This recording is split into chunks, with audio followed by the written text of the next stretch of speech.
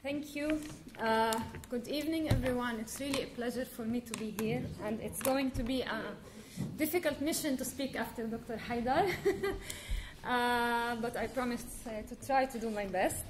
I wanted actually tonight to speak with you about the Palestinian resistance, and I want to start by referring to a question that was raised especially the last 2 years since the outbreak of the revolutions in the Arab world. We Palestinians have often heard the question, where is the Palestinian Spring?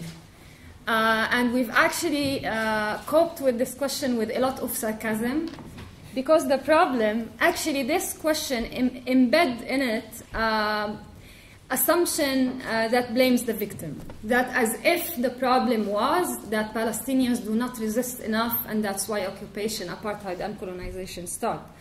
And this is, of course, a wrong assumption. Second, the problem is not that there is no Palestinian Spring. The problem is that there were many Palestinian Springs, and nothing is changing. Because Palestinians, and I assume everyone knows the Palestinian history, is one of the richest histories of resistance. Even before 48, we had the longest strike in history, 6 months, in 36. We've had armed resistance, we've had unarmed resistance, we had 2 intifadas, we had different forms and types of resistance, and yet nothing is moving. And that is actually the question. The question is not where is the Palestinian Spring. The question is why, after so many springs, nothing is happening. And I want to also speak about what is happening now in the context of today, offer some analysis, and explain why I think that we're not getting our freedom, self-determination, dignity, right of return, and justice for Palestine. I think that since Oslo, for the last 20 years, there are so many challenges for the Palestinian resistance. And we faced so many issues and obstacles to our resistance, which is internal and external. I think that Oslo was one of the most disastrous things that happened in the Palestinian history, because it moved or shifted the Palestinian society from a liberation movement into a development project.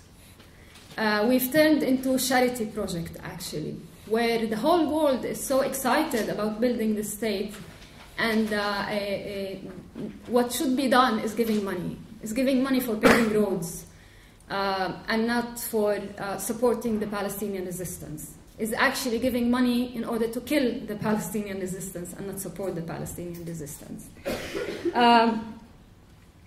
The other thing is that the economic policy of the Palestinian Authority, helped by the international community, is trying to turn the Palestinian society into a consumeristic society that is only busy with individualistic interests and not the national cause.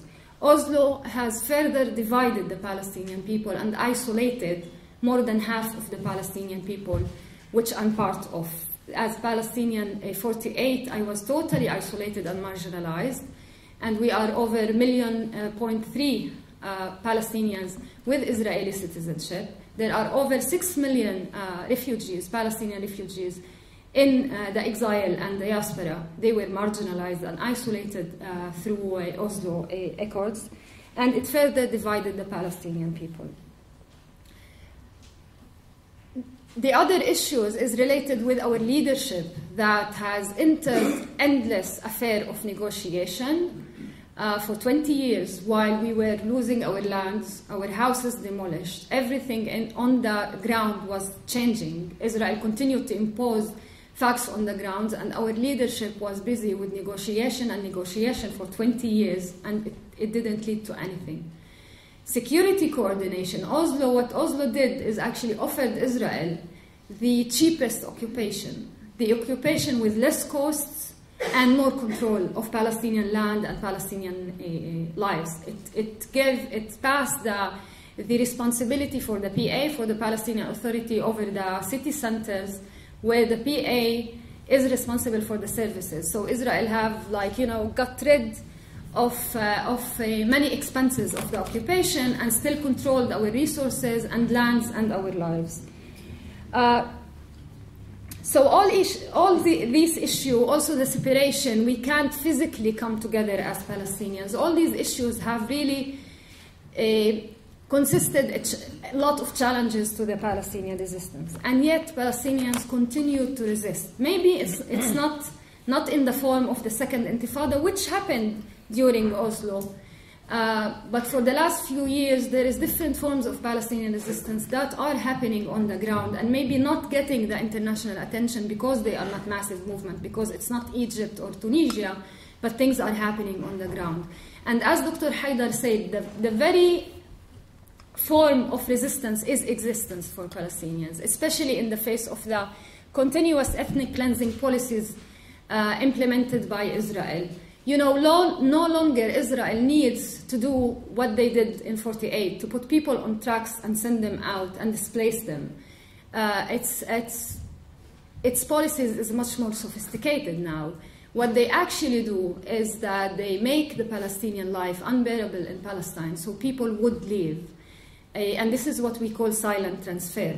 This is ethnic cleansing policies in a different way and indirect ways. But still, Palestinians do not leave. We still exist, and we're still consisting to be steadfast on our lands. And I think this is a very important form of resistance. We resist through education and culture. Palestinians have the highest rates of literacy among countries around the world.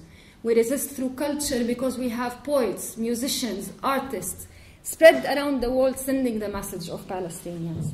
We resist also through a popular struggle on the ground. People are protesting and are being crushed brutally by the Israeli machinery.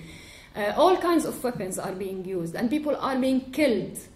Only, yesterday, 2 days ago, a 15-year-old boy was shot with live ammunition in his head, and he has a brain damage. People are taking to the street. Over 6 villages are holding weekly demonstrations every Friday to resist the occupation. Palestinians are being also creative. A month ago, I assume many of you have heard about the establishment of Bab al-Shams, a Palestinian village that was created on a land that is threatened to be confiscated. So this was a creative action that happened. Palestinians go to the streets and they block roads to settlers. They go to supermarkets of settlers and call for the boycott. So things are happening on the ground and will continue to happen. It just needs the attention of the world to this kind of resistance. And I think for the last year, there is a process happening in Palestine. I think, and this is my own analysis, that we're heading towards a third intifada. Maybe it won't be in the form of the first or the second intifada, but we're definitely heading there. People are fed up. The anger is increasing in the street. And those who are watching or observing can see that for the last year, since the start of the wave of the hunger strikers, the Palestinian prisoners who went on hunger strike fought with their empty stomachs. The prisoners, by the way, is a very sensitive and important issue in the Palestinian culture, because those people have sacrificed so much in addition to the martyrs for the Palestinian freedom and justice. And not only that they are sacrificing in Israeli jail, they are still resisting in the Israeli jail. So their sacrifice and their resistance is always a motivation for Palestinians to take to the streets. And since last year, when all the hunger strikers, when the hunger strike started, Palestinians are taking to the streets. And every few months, there is a wave of anger in the streets, and people are demonstrating and protesting and are being crushed and still go to the street. Only a few days ago, there was massive protest to protest the death of Palestinian prisoners. Yafa Jarrar, 30 years old, father of 2. He was expecting a new child. His wife was pregnant. He was kidnapped from his house a few days before his death, taken to interrogation center, and the autopsy report showed that he was tortured and he died in the prison, people got angry and they took to the streets. There are more than enough reasons for Palestinians to take the street, and they will continue to take to the streets until they get their justice. The question is why, until now, after 65 years, different parts of the Palestinian people facing different forms of apartheid and still resisting and still existing, while we haven't received, got to our freedom and justice.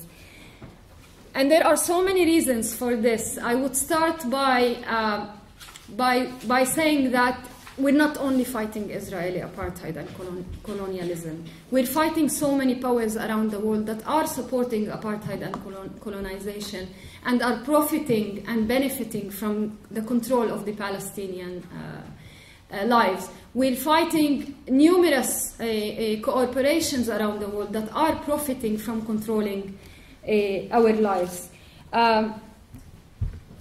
We're also witnessing the awards that are being given to the Israeli regime. Not only that, Israel is not held accountable by the world.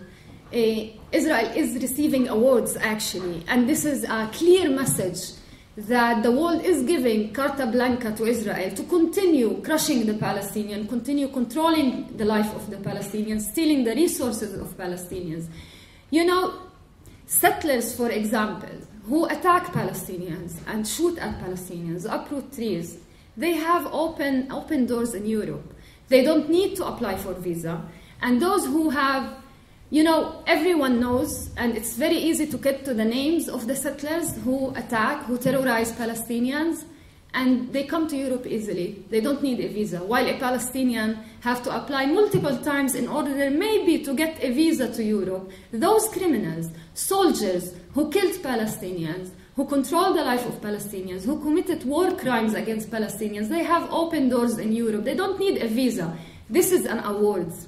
They are not punished, despite the fact that they are war criminals. So this, for example, has to stop. Why not have a blacklist of settlers and soldiers, and they do to them what Israel is doing to Palestinians who want to return to their land, and blacklist them and stamp their passport with denied entry. This is one example. All the association agreements Europe is doing with Israel. Israel is getting a privilege from Europe. Israel, the apartheid regime, is getting privileges here, and no one is stopping this.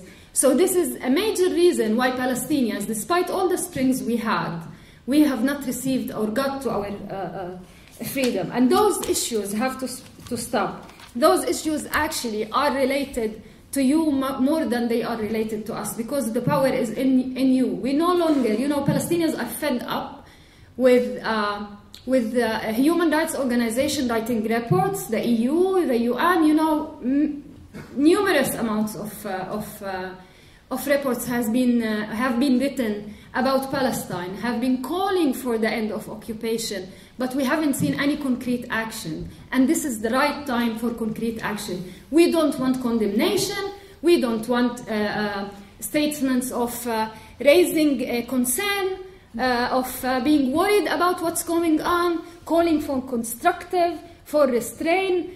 All these statements we are fed up with. We want concrete action, and we don't count on governments or leaders, we count on you. We know that around the world people are spread who believe in Palestinian justice, who share the same value with us, and they believe that we deserve our justice and equality and dignity, and they know what to do.